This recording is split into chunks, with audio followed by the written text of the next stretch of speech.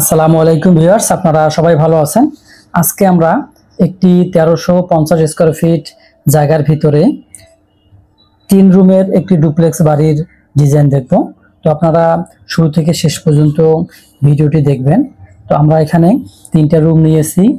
এই 3 রুমের size 15 feet by 12 fit. এই রুমের সাথে আমাদের একটি ব্যালকনি রয়েছে। এই ব্যালকনির যে প্রস্থ সেটা হচ্ছে 3 ফিট। এরপরে আমরা 12 ফিট বাই 12 ফিট একটা রুম পাবো এবং এই রুমের সাথে আমাদের অ্যাটাচ টয়লেট থাকবে। আর আমরা এইদিকে পাবো আরেকটা রুম আমাদের 12 ফিট বাই 12 ফিট। তাহলে আমাদের 3টা রুম চলে গেল।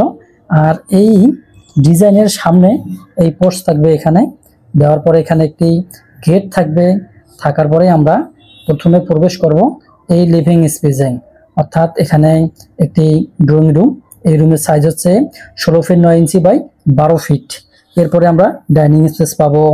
বাম পাশে আমাদের টয়লেট রয়েছে, এটা হচ্ছে আমাদের কমন টয়লেট এবং এখানে সিঁড়ির নিচে আমাদের টয়লেট হবে। যেহেতু আমরা এটা 2 তলা করব, সেহেতু আমরা সিঁড়ির নিচে এখানে টয়লেট দেব এবং 2 তলায় এই টয়লেটটা থাকবে না। তো আমরা বিস্তারিত ভিডিওটি দেখব। আমাদের 2 স্টোরি রেসিডেন্সিয়াল বিল্ডিং। এই বিল্ডিং এরিয়া হচ্ছে 1350 স্কয়ার ফিট। আমরা যদি সামনের দৃশ্য দেখি তাহলে আমাদের এরকম দেখা যাবে। তো আমরা ডান পাশে 2 তলায় অর্থাৎ নিচতলা এবং প্রথম তলাতেও আমরা এই বারান্দা এবং দরজা পাবো এবং নিচে আমরা এখানে গেট পাবো। সামনের দিকে আমাদের পোর্চ থাকবে, উপরে একই জায়গাতে আমরা একটি জানলা রাখবো এবং এখানে আমাদের যে সিঁড়ি হবে এই সিঁড়ির চিলেকোঠা। আমরা যদি ফার্স্ট ফ্লোরে যাই অর্থাৎ 2 তলায় যাই, তো আমরা দেখতে পাবো এখানে একটি জানলা আর নিচে আমাদের যেহেতু এখানে দরজা ছিল এবং পোর্চ ছিল, উপরে থাকবে না। তো আমরা রুমের সাইজ আমাদের একই থাকবে, এখানে শুধু টয়লেট বা ল্যাট্রিনটা হবে না। আমরা এরপরে দেখব column layout plan. Column layout প্ল্যানে আমরা দেখব আমাদের কয়টি কলাম রয়েছে। 1 2 3 4 5 6 7 8 9 10 11 12 13 14। এই 14টি কলম দ্বারা এই বিল্ডিংটি নির্মিত হবে। তো আমরা যদি দেখি আমাদের এখানে C1 C2 এবং C3 3 প্রকারের কলাম রয়েছে। এই কলাম চলে গেল আমাদের। এখন এবার ফুটিং লেআউট। তো আমাদের এখানে 3 ধরনের F1 F2 এবং F3 3 ধরনের ফুটিং রয়েছে এবং এই ফুটিংগুলোর কোনটার কতটুকু সাইজ, মধ্যখানে, কর্নারে, সাইডে সবকিছু কিন্তু এখানে বিস্তারিত দেওয়া আছে। এরপরে আমরা যদি এই ফুটিংয়ের সেকশনগুলো দেখি তাহলে আমরা দেখব কতটুকু আমাদের ঢালাই এবং সেই সাথে রডের পরিমাণ কত মিলি ব্যবহার করা হয়েছে। তো এখানে বেজে 12 মিলি রড ব্যবহার করা হয়েছে এবং থিকনেস দেওয়া হয়েছে 3 রকমের। এরপর আমরা সেকশনে যাব, কলামস ক্রস সেকশনে যাব। তাহলে আমরা এখানে যে সেকশন, এখান থেকে আমরা বুঝতে পারবো আমাদের কত মিলি রড ব্যবহার করা হবে এবং L/4 L/2 এবং L/4 এই জায়গাতে আমাদের 8 মিলি রড ব্যবহার করতে হবে। 5 ইঞ্চি 7 ইঞ্চি এবং 5 ইঞ্চি সেন্টার টু সেন্টার।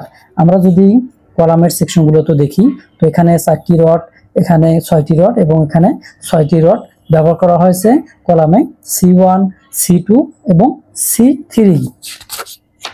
এরপর আমরা যদি দেখি আমাদের গ্রেড বিম লেআউট প্ল্যান এখানে দেওয়া আছে। তো আমাদের এখানে GB1 GB2 এই 2 ধরনের এখানে রয়েছে। তো আমরা এরপরে সেকশনগুলোতে যদি দেখি তাহলে আমরা দেখতে পাবো এখানে আমাদের যে সেকশন গ্রেড বিম 1 এর সেকশন দেওয়া আছে। এখানে 12 মিলি রড ব্যবহার করা হয়েছে, উপরে 3টা নিচে 3টা এবং সেই সাথে এখানে যে রড ব্যবহার করা হয়েছে 8 মিলি রিং বা স্টিরাপ হিসাবে। সেকশন হচ্ছে 1, সেকশন A এবং সেকশন BB। এখানে BB সেকশন, এখানে A সেকশন, 2 সেকশন এখানে দেখানো আছে। এরপর যদি আমরা দেখি GB2 অর্থাৎ গেট বিম 2, তাহলে দেখতে পাবো উপরে আমাদের 3টা 16 মিলি, নিচে 3টা 16 মিলি এবং সেই সাথে এখানে এক্সট্রা টপ রয়েছে বটমে এবং টবে। তো এইদিকে বিস্তারিত আমরা দেখতে পারবো। এরপরে আমরা ফ্লোর বিমে যাব। তো ফ্লোর বিমে অনুরূপভাবে আমাদের FB1 এবং FB2 এই দুই ধরনের বিম রয়েছে। আর এই মাপটা হচ্ছে 38 ফিট, অর্থাৎ বিমের আউটওয়ার্ড মাপ হচ্ছে 38 ফিট বাই হচ্ছে 33 ফিট। এরপর আমরা সেকশনগুলোতে যদি দেখতে যাই, তাহলে আমরা সেকশনগুলো তো পাবো এখানে আমাদের FB1, এটা হচ্ছে লং সেকশনে, আর এটা হচ্ছে ক্রস সেকশনে। দুই সেকশনের সাইজ দেওয়া আছে আমাদের। এই যে বিমের সাইজ 10 ইঞ্চি বাই 10 ইঞ্চি, অর্থাৎ এর প্রস্থ 10 ইঞ্চি এবং হাইট 10 ইঞ্চি। যেহেতু ফ্লোর বিম, এটা কিন্তু 700, অর্থাৎ 5 ইঞ্চি এখানে চলে যাবে। এরপর যদি আমরা আসি, তাহলে FB2 তো আমরা এখানে দেখতে পারবো আমাদের 15 ইঞ্চি বাই 10 ইঞ্চি সাইজের এই বিমের সাইজ, এবং এই রড হচ্ছে 16 mm, 3টি স্টেট, নিচে 3টি, উপরে 3টি। এবার আমরা চলে যাব আমাদের স্ল্যাব যে রিইনফোর্সমেন্ট, এখানে চলে আসবো। তো এখানে চলে আসার পরে আমরা এখানে দেখতে পারবো মেইন রড, বাইন্ডার রড এবং স্ট্রাপ, সবগুলো কিন্তু এখানে 3 সুতা রড বা আমাদের 10 mm ডায়া রড ব্যবহার করা হয়েছে।